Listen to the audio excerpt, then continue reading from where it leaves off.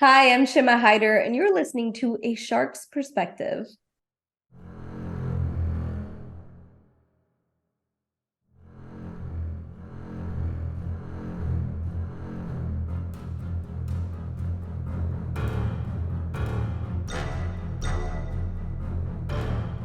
Welcome back and thank you for joining A Shark's Perspective.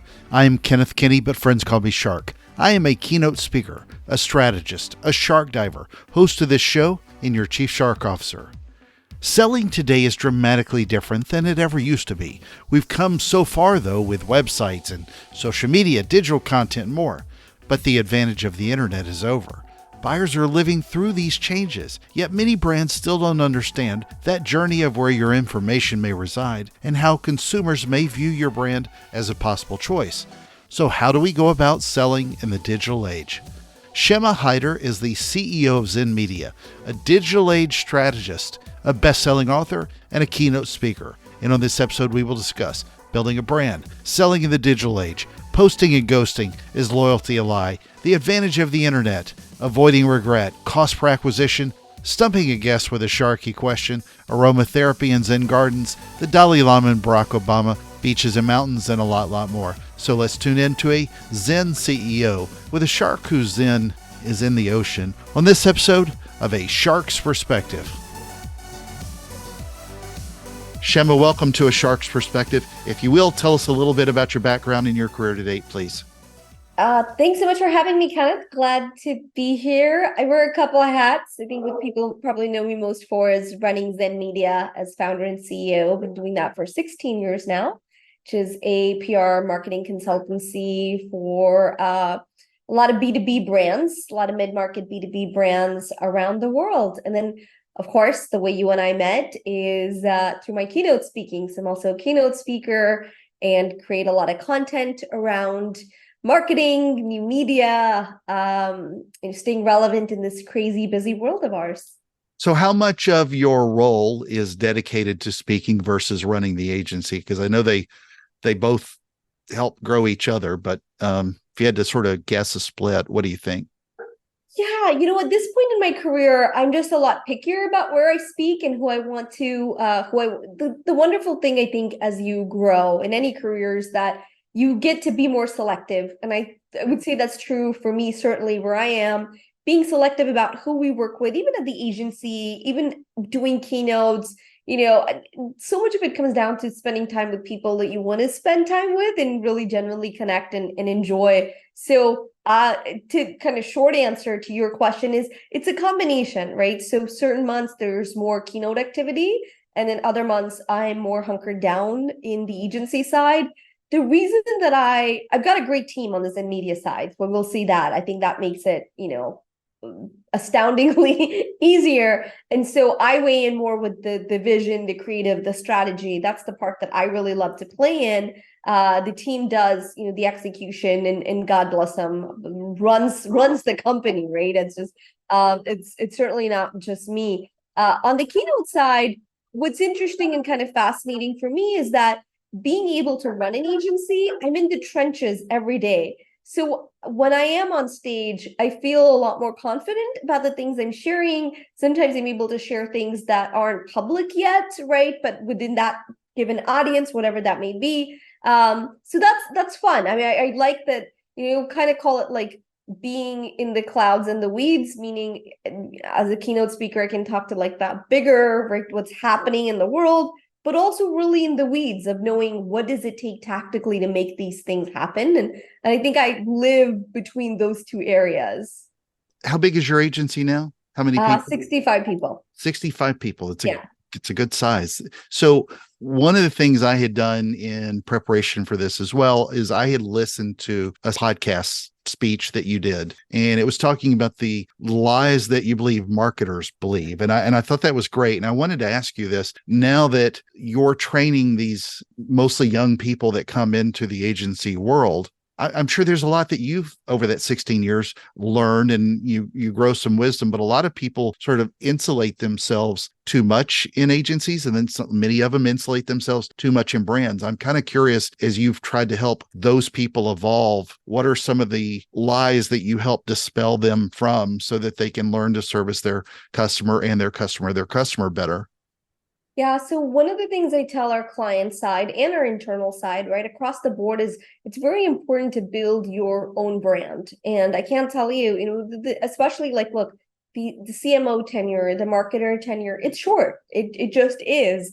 And right now you have a very interesting mix, meaning half the companies that I see have really smart marketers that are working for leadership that just doesn't get it. Mindset. It's a mindset thing. They'll never get it, right? They may not ever get it. And these marketers are wasting their talents and at the time in their careers when they should be building up a portfolio of work they're really proud of and doing really cool stuff.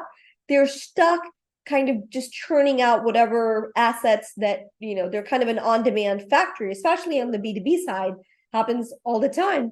And then you have the other side of the companies where you have really smart leadership, smart CEOs, C-suite with marketers that just don't have the chops. And I mean, some of it is just they don't have the skill set, right, that you need to be able to. And we see that all the time. We work with companies on both sides of the spectrum. And so I think that's kind of what's fascinating now. And I tell folks across the board, look, jobs come and go, right? Whether agency, brand, whatever you want to say, but a career is forever. So build that career both through the work that you do, your reputation internally and how you show up, and also the story that you tell, right? So Kenneth, you and I are in the storytelling business. That's the business we're in. And it's so funny how few people understand that no matter what business you're in, you're also in the story business and being able to share that work, especially now if you're working remote. I think that's even more, and I think this big backlash to remote work is not so much where people work from, but a lack of leadership knowing how do you manage people who work remotely, and then how do you work well remotely. I don't these are all skill sets nobody really teaches. Absolutely. Well, the reason I had asked that question is I have had a conversation with my own niece who recently graduated from college, fresh out of the farm, if you will. She went to work for an agency. So I was trying to give her some advice as well. But I agree with you on the storytelling part. When you talk about helping folks build their brands, let's translate that a little bit more into what we're doing in the B2B world. How much of this do you think also exists outside of just startups? Because there's a lot of the advice, especially that I see talking to entrepreneurs as they start to build their business, they focus on building their brand. But then there are the starting to emerge firms to the the larger technology firms. There's a level of building your brand inside of there, and I don't know if that's the right way to ask the question, but I think you know what I mean from a different levels of PR support or brand building. How do you sort of look at the types and sizes of companies you work with to help build their brand? Yeah, so all branding and marketing is not equal, right? Meaning your needs when you're a startup are going to be different when you have traction and then when you're an enterprise. So different levels, I think, of communication. So you think about it like building a road. First you start with like that dirt road, then you might have a paved road, then you have a highway. And so the needs of a company are going to differ based on the size you're at and where you're trying to accomplish. For startups, it's much more, you have to have the basics right. What's your differentiator? Who are you? Why should anybody listen? Right? When you have some traction, you've proven market fit. And so that it's a little bit different. Now, internal comms matters because you have people. As you grow, internal comms matters even more because now you've got, your people are your greatest asset. And so how you communicate with all your stakeholders. So just things like that, I think. And that's where brand can really be defined and redefined based on where you are within within the phases of your company. Yeah, it's a good point. The reason I asked that is there's so many people that take things like coming from Gary Vaynerchuk, for example, as the gospel, and they go promote themselves ad nauseum, but it may not fit for their company. They're trying to one stop fix, if you will, for all forms of personal brand building and marketing, and then it just seems like they're creating a lot of noise. Yeah, my challenge with a lot of guru wisdom, right? Like I call street guru wisdom or Insta guru wisdom, is that they all tell you the same thing: start, start, start. And there is power. Let's not get it twisted. There's power in starting, but what I don't think enough people talk about is it's not hard to start something. Anybody can start a business, start something, putting it out there. Scaling is a whole different beast, right? So yeah, anyone can put up a shingle. I don't think that's hard. You got an idea, and it is important to test the waters and put things out there. I think there is, there is such a thing about getting over yourself and getting over your fears. And you and I do that, Kenneth. We go on stage, and we, of course, like you want to get over getting over yourself to be confident and be able to connect with the audience with whatever message you're trying to share. But then when it comes to actually scaling businesses, scaling a brand, these are very different sets of challenges than just starting a business. And that's why you do see so many things, sputter out. People are like, oh yeah, I was so excited, I started this. And then 3 months later, it's nowhere to be seen, right? Because yes, starting is important, but so is scaling. And that's really so much harder than starting. And I think that's probably why people don't talk about it that much either, because it is harder. It's not nearly as sexy as just starting things or putting yourself out there, throwing up a few Instagram posts, whatever it is, right? TikTok videos, because scaling requires strategy. It requires sitting down and doing the hard work and investment of time, energy, people. It just requires more lift. So the main thing that I think I wanted to talk about, which you addressed in particular in one of your main keynotes, is how to sell in the digital age. And I want to cover some of the things in that. The shift is obviously continuing, but help define where you see where we are today with selling in the digital age and where we're progressing. Yeah, look, selling in the digital age in 2023, 2024, right on the cusp of that, is dramatically different. It has to look different. And the companies that are really struggling are the companies that haven't got the memo or aren't willing to embrace the fact that the buyer today is so much more empowered than they ever were, right? So before it was like a nice to have, a website was a nice to have, being on social channels, nice to have. When these nice to have things become necessities, the game has changed. And let's take a very micro example. Let's take SEO, for example, right? So this is how you manage to get people who are already in the market for your services. Someone's looking for a B2B marketing agency. I want to pop up for it, whatever, right? You're trying to get that market share.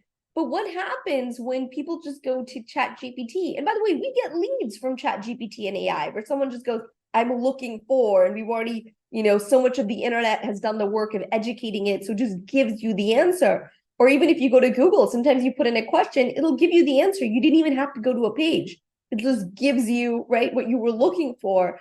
But TikTok and Instagram and LinkedIn becoming such search engines for people trying to find things. And that's where I think, we are very much in a dark social era. The term is not new, but now you really see it come to full fruition. And so what becomes important is amplification, distribution, understanding that the buyer has power now. Like information is not the secret sauce anymore, right? For the longest time, it was like a buyer had to start their buying journey with the company, with sales. So how do you get information? You call sales. You have to ask sales questions about what you're trying to learn. But what happens when they have all the information they need, the competitors are providing it, like it's there, right? The internet has changed everything. You can now get information. What we find is that buyers aren't even reaching out to sellers until they are 60 to 90%, depending on which study you look at from Gartner or Forrester or whatnot. 60 to 90%, take your pick of study, through that buying process before they approach sales. So what is sales except glorified order taking, which is still awesome, right? That means marketing did their job, everyone did their job, but it is very different. So when people say they're sales-led companies, I think it's such a mistake, because while sales is supremely important, what you should be is a buyer-led company, right? The understanding that you're selling the way the market wants you to cater to them, not the other way around. Would you differentiate that answer in a lot of B2C? And I know you primarily work in B2B, but in B2C, where maybe it's a lot more lead driven business, especially when you consider, the way I buy an enterprise software is obviously much different than I buy a dishwasher. Sure. Ridiculous examples, but you know what I mean by that. No, really good examples, Kenneth. And I would say, yeah, look, B2C has always had to sell to consumers. They've had to be creative. That's why B2C marketing is so much better than B2B marketing most times, right? Because there is no intermediary. Like they have to convince there is no sales. You are sales, right? Everything like you have to sell direct, where B2B is more nuanced. So the thing that I try to tell people to think about, the difference between buying a dishwasher and buying enterprise software, is when you buy, and this, by the way, goes to like booking keynote speakers, the difference. When you're buying a dishwasher, you're trying to avoid regret. That's the emotion you're trying to avoid. You don't want to get something and kick yourself because, it's a funny story. I just got my iPhone and a new one came out. I bought this like a week ago and a new one came out yesterday, basically, right? So it's like you don't want to have that feeling of regret, meaning, I should have just waited, or I got something I shouldn't have. That's the emotion you're trying to avoid. So when you do your research, you're trying to make sure that you make the best choice possible for yourself. So future you isn't mad at, yesterday you, today you. With B2B, it's so different because the emotion you're trying to avoid is blame. And that's true even if it does, at a very extreme level, your job's on the line because the company goes, why'd you hire this person? That's why I said it's like not unlike keynote speakers, because it's cool. Why did you book this person, right? And so the need for trusted, vetted, that changes a lot because you're going with the safe choice, the trusted choice. It may not even be the best choice, but it's the trusted and safe choice that is not going to land you in trouble. The other thing is there's lots more usually people in B2B. So it's committees. It's not, your committee for the dishwasher, maybe you and your partner, right? That's the committee. But when it comes to when it comes to business purchases, you may need to get buy-in from other folks. So there are nuances, of course, to B2C and B2B buying, certainly.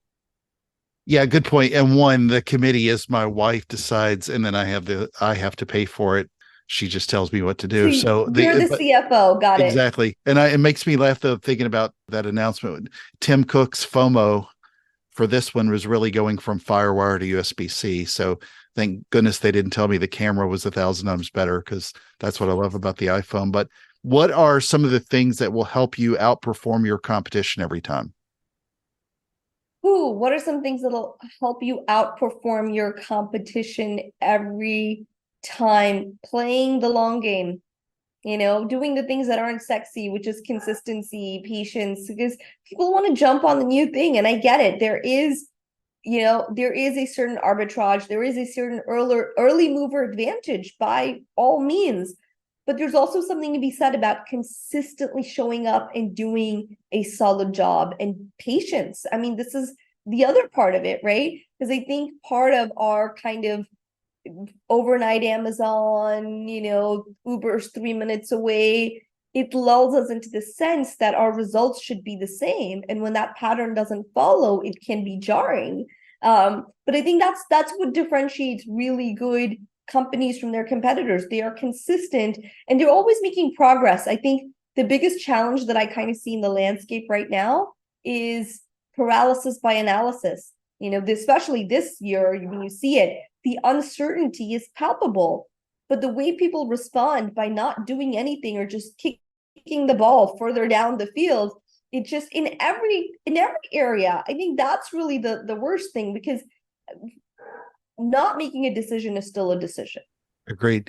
Well, part of that also is gotten so accelerated in the digital age. And I know I've heard you on a podcast or something talking about differentiation, but with that first mover advantage, and then everybody moves in that direction. How do you sort of look at differentiating yourself today in the digital age and doing that to at least develop your own unique flavor that the competition will ultimately try to copy, but you can still own your own?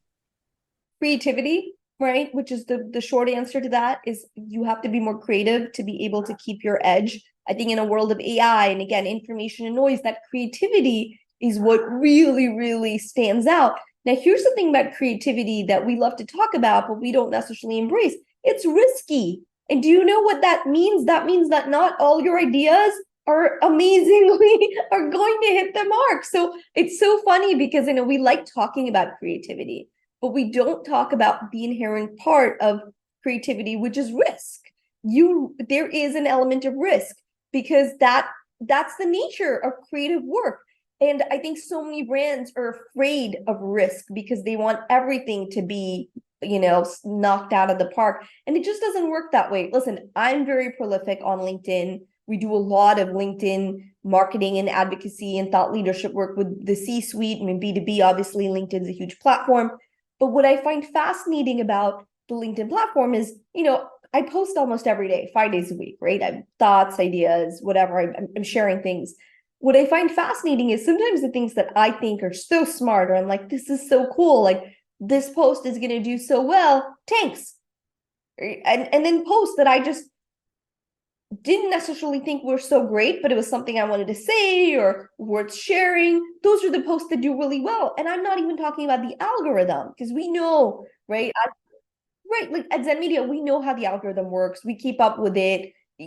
I get that aspect, but even that aside, you don't know which idea is going to be a hit and which is going to be mediocre and which is going to be a bust. But that is the nature of creative work. And that's why I said it requires consistency and continuously trying things and putting it out there and not worrying about each, I call it like post and ghost. Post something, feel good about it, and ghost. And don't worry necessarily about the reactions.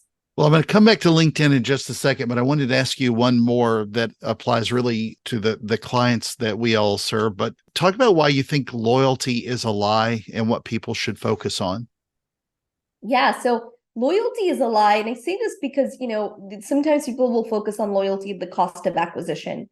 And there's a lot of studies, but I'll just talk about one from LinkedIn. Again, they do so much research on this topic. And to be fair, LinkedIn has the most professional data, right, in the world, arguably. They know who's at which job, what. So if you're in the professional world, your chances are in the Western world, you're on LinkedIn and they have info on you. So they did the study, and it's so fascinating. They found that 40% of all their members every 3 years move in the workforce by title, right? But also industry. So think about that.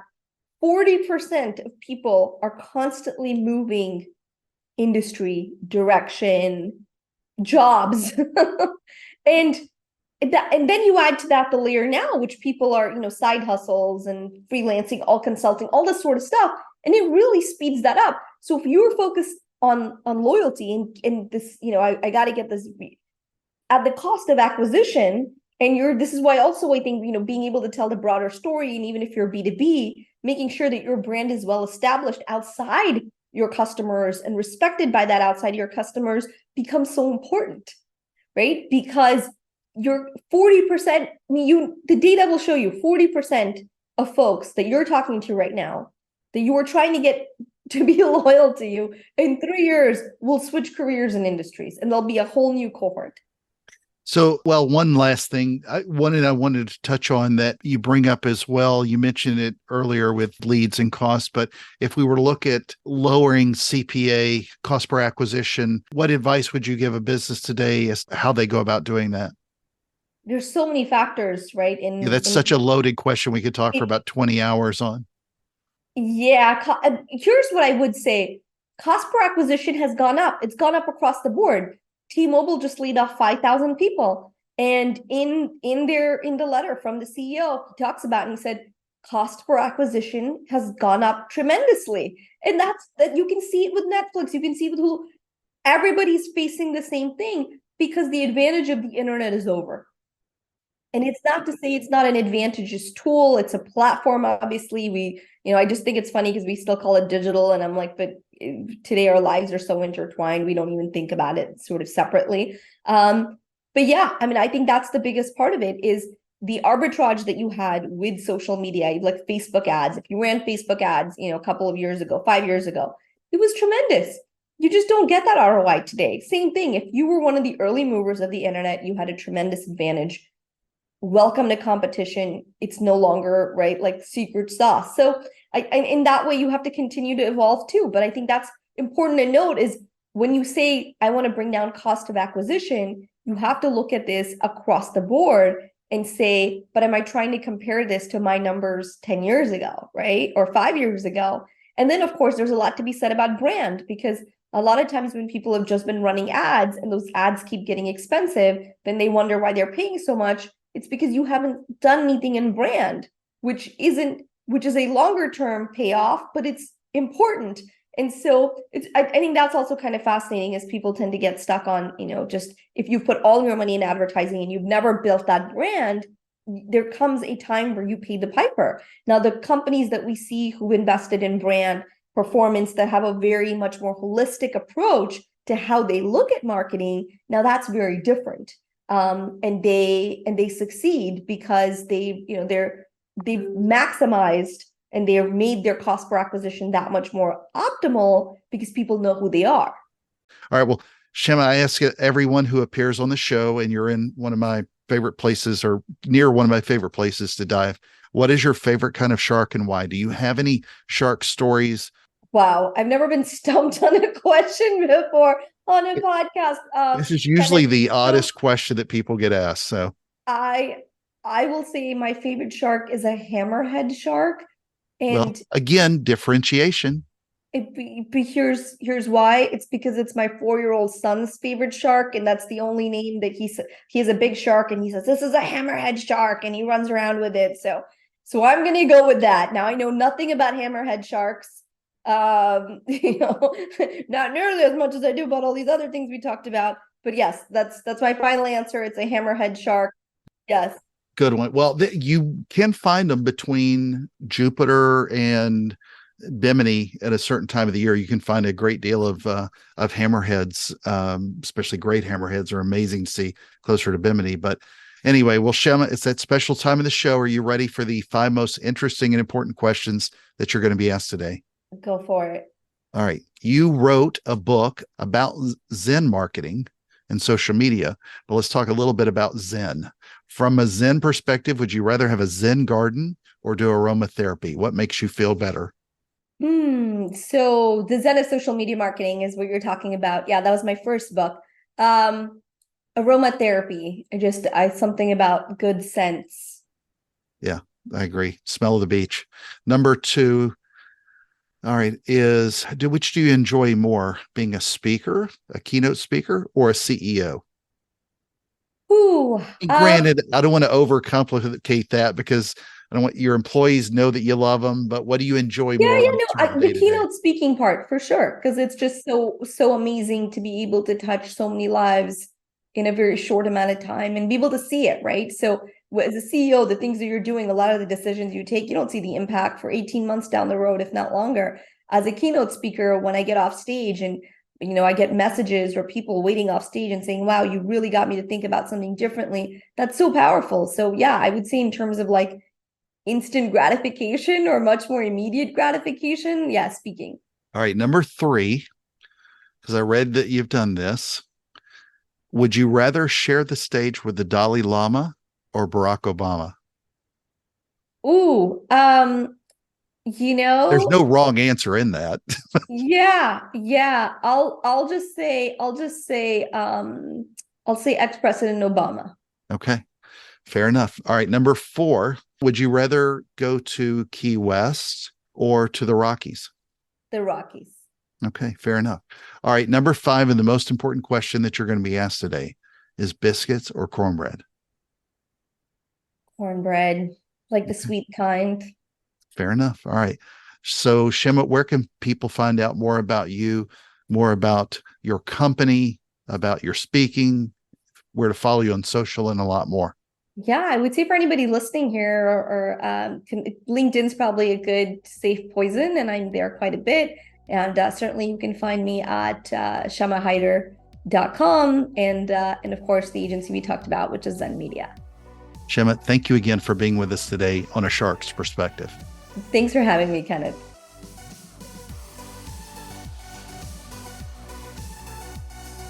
So there was my conversation with Shama Hyder, the CEO of Zen Media, a digital age strategist, a best-selling author, and a keynote speaker.